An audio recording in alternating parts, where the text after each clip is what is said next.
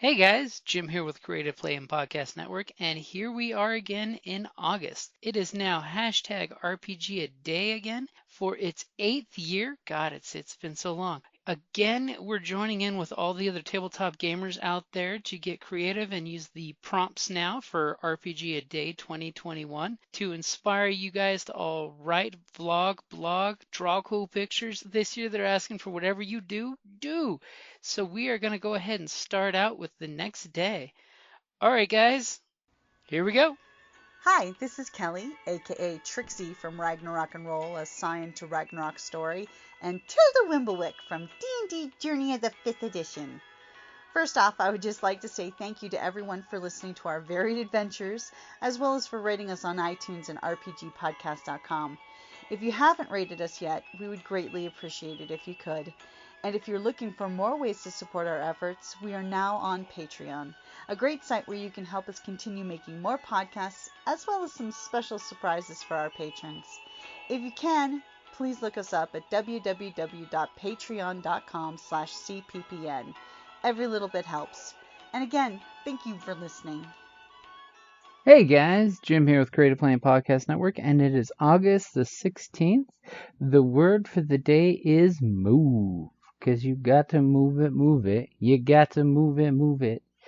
So for move, I'm going to quite simply say, and it's kind of inspired by last night's game of Goblins of Conquest, is never be afraid to move tactically when you are gaming. I mean, I know a lot of us try to avoid doing tabletop warfare as opposed to, good strategy in RPGs, but never be afraid to use move in a combination of, if you have bad guys aggro, to steal the MMORPG terms, to move strategically, allowing your friends to get some shots as attack of opportunities, or if you want to move to a more advantageous scene, if you're playing something like Fate or any of the Powered by Apocalypse engine games, is don't be afraid to move to a new location to continue the story. Sort of like you see in a lot of action movies or old dime store detective novels where they would jump into a car and start the chase scene. A lot of folks are afraid of having chase scenes, and as a game master, I'm a huge fan of when you can actually get a good chase scene going, especially if it's like a rooftop chase where there's deck saves to keep from falling. There's little things that can throw off the people behind you. You can pitch a ladder or a shopping cart down to make sure it just blocks the path that keeps the pursuer from getting after you. Think of it like James Bond, when you always have the Act 2 chase scene. It's either a car scene, a boat scene, or plane scene. You will always see him, or a skiing scene in some James Bond episodes. You will always see the Act 2 chase scene, when it's ramping up the tension of the game. And it's one of those of, in a dungeon, don't be afraid to move out of the dungeon to retreat and then, regroup yourself and then head back to where you need to go in the dungeon. Because a lot of times folks completely forget the idea of strategic withdrawal is part of the game. I mean, harkening back to the old days of back when Might and Magic was only in issue 1, 2, and 3, it's a great RPG that whenever you're randomly scrolling through your dungeon using the arrow keys, and when an encounter would pop up, it would tell you there's this many orcs or this many skeletons, and you had the option of fight, retreat, or bribe, and you had the option to and just haul tail and run away from this fight. Sometimes in the dungeon, that is a good thing to do, especially if all of a sudden you guys are beat down and you've got like a big bad coming. It's a good thing to just say, you know what? Nope, we're going to deny you a fight and just move on out of there. Because, movement is one of those things of, if you don't move, you die if you're a shark. So never be afraid to consider movement as something that you should do. And besides, if you move correctly, you can hopefully get some of your teammates to get some free shots on things as they move, especially if somebody's got a good reach weapon. And of course, since it is the 16th, I will throw out the other 3 words are tribute, villain, and fiend. Never be afraid of using tribute as a aspect in game, because if you pay tribute, like the old paying tribute to Rome because they'd leave you alone if you paid them taxes. Never be afraid of offering tribute when you go through enemy territory that's not your primary target, to say, hey, how much will it cost to get permission to go through here? Or, if you're doing an urban game, telling that city watch agent or that Bobby, what is it going to cost in tribute to get past you guys in this area untouched? Who's the right hands to grease?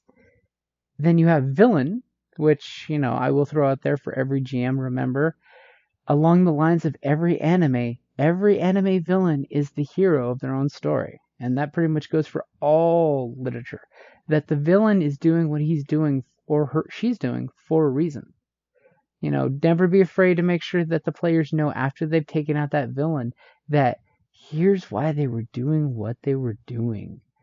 And sometimes, let's be honest, villains are just doing their thing because they're wanting to keep some bigger bad in check. Possibly the villain is out there doing his thing in the area to keep, the Lich locked away in the tomb that's underneath the castle. But once you guys beat him, his magic seals evaporate off the crypt door, and Skeletor is released from the crypts below. The ancient ancestor of your player group, which is the Lich. And, he will rise from his newly opened door to give that player group that next level villain, which is always a great way of doing it. And you can totally see it in there when they read the villain's notes. Like they've got ledgers saying, I had to spend this much gold in mages, had to spend this much in priests, that it hints to how they defeated that bigger bad that's going to pop up. And it just jumps into the whole, here's why they did what they did. So with villains, make sure it's okay to make them heroic. And besides, it can totally be the douchebag king that was taxing the crap out of your kingdom. You find out the reason why he was doing it. Because there was a Hun horde of centaur horsemen that required you to pay, or they will go through and fleece your farmlands. And nobody knew but the king that they were paying, because a king's not going to admit he's being fleeced. He's going to pay the bribe off in tribute. There you go, spin back to that word, to tell these bad guys to just take the gold and move along. And of course, fiend. Fiend is something I always consider more devilish and fiendish. It's that very evil, supernatural feel. So I always, pack my fiends into the supernatural angle of, like, if you've ever seen Supernatural, the TV show, it's a little TV show, ran a few seasons. They do a great job of showing the fiendish villains and the different types of arcs. You have the fiendish Yellow Eyes who's trying to bring Lucifer back, and he's like hardcore, does his thing. You've got the fiendish Crossroad Demons that are just businessmen trying to do their businessmen and women stuff. And then you've got guys like Crowley, because we just saw Crowley in Doom Patrol, so it gives that little reference to Crowley. One of the best demons ever, who went from a fiendish demon to the best, most dependable businessman that Moose and Squirrel could trust in Supernatural. So, with your fiends, never be afraid of making them likable as well. I mean, just because they're a devil doesn't mean they break their word. They can totally be lawful evil and be a fiend. It's just that be careful what bargains you make, because they'll hold you to the letter of the word there. You will not have any negotiation wiggle room with a fiend. Alrighty guys, I'm going to go ahead and wrap it up because I've got a D&D game started. It's going to be on our stream on twitch.tv/creative play and podcast. It's going to be our Heroes of Theros game. They unfortunately have just discovered in our Facebook chat that they have lost their healer, who's going to have something horrible happen to her. Totally going to cause her to have a side quest if she can come back to us, or we can do some fan fiction on her side quest. So if you guys got any questions, feel free to hit me up at creativeplaypodcastnet@gmail.com, or hit us up on Facebook at Creative Play and Podcast Network, or watch us on Twitch at twitch.tv/Creative Play and Podcast. Alrighty guys, just remember, #RPGaDay2021, share all those cool things, and we will see you tomorrow with the word trap, crime, nemesis, and found. And then we'll be playing some Star Wars on our stream. Alrighty, guys. Have a good night. Bye. Thank you for listening to the Creative Play and Podcast Network. And feel free to enjoy our other shows, such as D&D Journey of the 5th Edition and Scion Ragnarok and Roll, a Scion hero to Ragnarok story. Thank you for listening.